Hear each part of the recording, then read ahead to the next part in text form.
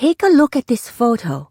It shows the Maldives Islands, the lowest, flattest country on Earth. The Maldives are in the warm waters of the Indian Ocean. More than 1 million tourists visit the Maldives every year. In our class, we've talked a lot about climate change, but many people are getting kind of tired of the topic. Why aren't we taking it seriously? Maybe because most of the impact of climate change is in the future. It's easy not to think about the effects, but to the people of the Maldives, the effects are already very real.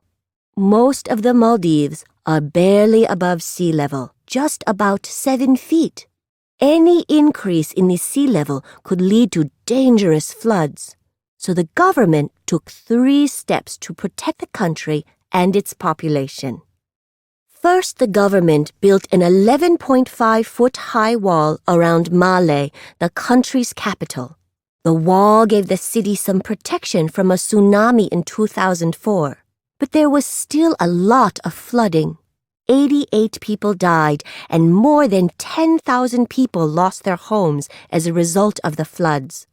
But without the wall, it would have been much worse. Scientists predict that global warming will cause the sea level to rise between 3 and 5 feet by the end of this century. Next time, the people of Male may not be so lucky.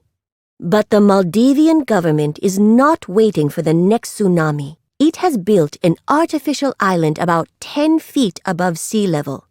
The island has a hospital, schools, shops, and homes. The government hopes that one day in the future, more than 100,000 people will live there. Maldivian President Mohamed Nasheed knows that he cannot protect his country by himself. Because he wanted to get the world's attention, Nasheed held the world's first underwater governmental meeting.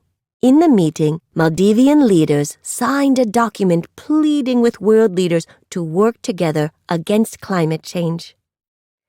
However, it was mostly a symbolic action and may not result in much change.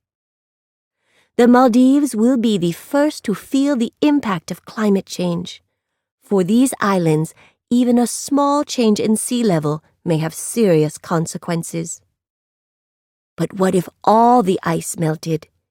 This was a question the folks at National Geographic recently asked.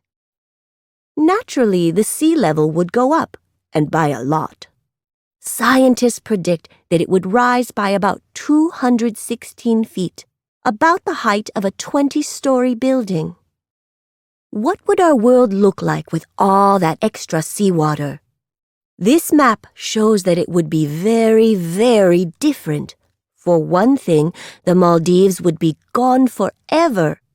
This map shows what part of Asia might look like if all the ice melted. In China, cities on the coast, home to 600 million people today, would disappear. These predictions may seem dramatic. All of our ice is probably not going to melt, at least not soon. At its current rate, scientists think that it would take about 5,000 years. However, we are already seeing the effects of higher sea levels. These changes have real consequences for ordinary people like us.